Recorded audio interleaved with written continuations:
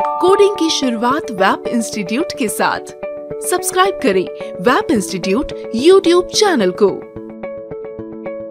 ES6 का amazing concept अब तक आपका क्लियर हो गया होगा। Filter, map, spread operators, for loop, for in loop, ऐसे कई सारे एडवांस्ड कॉन्सेप्ट है ES6 के अंदर।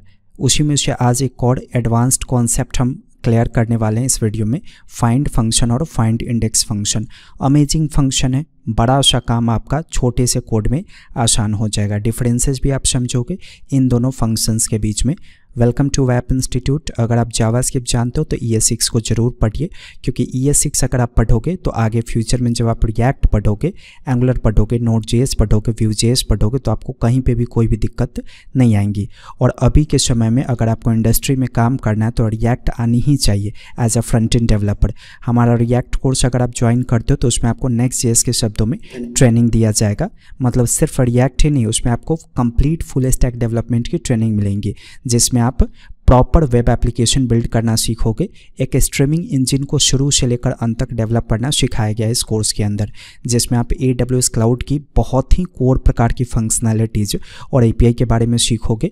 इनफैक्ट आप इसके अंदर Node.js के शब्दों में API बिल्ड करना सीखोगे। MongoDB डेटाबेस, क्लाउड और लोकल, ऐसी तमाम चीज़ें जो बड़ा ही एडवांस्ड लेवल पे होती है, वो सारी चीज़ें कवर की गई हैं इस कोर्स के अंदर।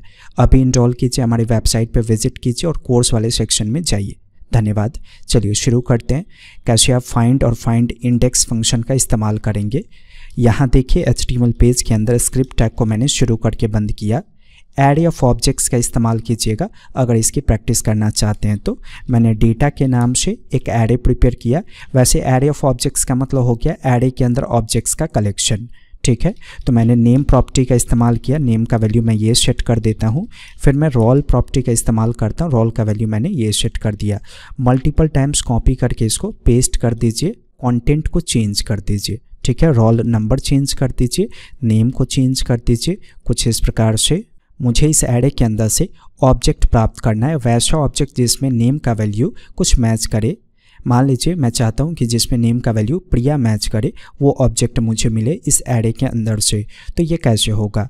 नॉर्मली अगर आप करोगे तो आपको लूप चलाना होगा, फिर एक एक ऑब्जेक्ट के नेम प्रॉपर्टी के वैल्यू को रीड करके कंडीशन पास करना होगा। इतना बड़ा कोड लिखना होगा आपको। लेकिन यहाँ पे वो सब चीज़ करने की आवश्यकता नहीं है। डायरेक्ट आप यहाँ पे किसी भी नाम से कांस्टेंट बनाओ। जैसे मैंने रिजल्ट के नाम से कांस्टेंट बनाया। किसके अंदर से फाइंड करना है आपको? डेटा के अंदर से। तो देखिए डेटा के लिए मैंने फाइंड फंक्शन को कॉल किया। फाइंड फंक्शन के अंदर एरो फंक्शन को डिफाइन करते हैं। पता होगा आपको एरो फंक्शन क्या होता है, ऑलरेडी मैं पढ़ा चुका हूँ। एरो फंक्शन में किसी भी नाम से आप पैरामीटर दो। जैसे मैंने आइटम के नाम से पैरामीटर दिया तो डेटा में से आइटम को रीड करके ये आपको देगा। मतलब आइटम में पहली बार ये ऑब्जेक्ट आएगा, अगली बार ये ऑब्जेक्ट आएगा। तो अभी क्या मैच करना है हमें? जिसका नेम का वैल्यू प्रिया हो। तो पहले तो आप नेम एक्सेस करोगे। कैसे नेम एक्सेस होगा? आइटम डॉट नेम राइट कीजिए तो नेम एक्सेस होगा। कंपैरिजन कर लीजिए कि कौन सा आइटम का नेम का वैल्यू प्रिया से मैच कर रहा है। जिसका मैच करेगा बाय डिफ़ॉल्ट आइटम रिटर्न होकर इसमें चला जाएगा आपका, क्योंकि आपने एरो के बाद ये चीज़ लिखा। तो पता है ना, एरो फंक्शन के में एरो के बाद जो भी लिखते हैं वो रिटर्न हो जाता है। रिटर्न होकर रिजल्ट में गया, आप console.log में रिजल्ट को पास कर दो। कितना ईजी है, आपको if else लिखना ही नहीं पड़ा, सारा काम हो गया ऐसे ही। सेव करके रन कीजिए। मैंने पेज को रिलोड किया, इंस्पेक्ट कीजिए और कंसोल में जाइए। देखिए एग्जैक्टली वही ऑब्जेक्ट मिला जिसमें नेम का वैल्यू प्रिया मैच किया। तो जब आप फाइंड फंक्शन को इस्तेमाल करोगे तो डायरेक्ट डेटा मिल जाएगा फाइंड होने के बाद। लेकिन फाइंड इंडेक्स का इस्तेमाल कीजिएगा तो पता चलेगा कि वो एरे के किस इंडेक्स पे मैच कर रहा है। जब भी आप कोई बड़ी एप्लीकेशन बनाओगे ना, तो डेटाबेस से जब डेटा आता है ट्री के फॉर्म में, मतलब डेटा के अंदर डेटा, उसके अंदर डेटा, उसके अंदर डेटा, तो वहाँ पे इंडेक्स फाइंड करनी पड़ती है। तो वो बड़ा ही कॉम्प्लेक्स प्रोसेस होता है।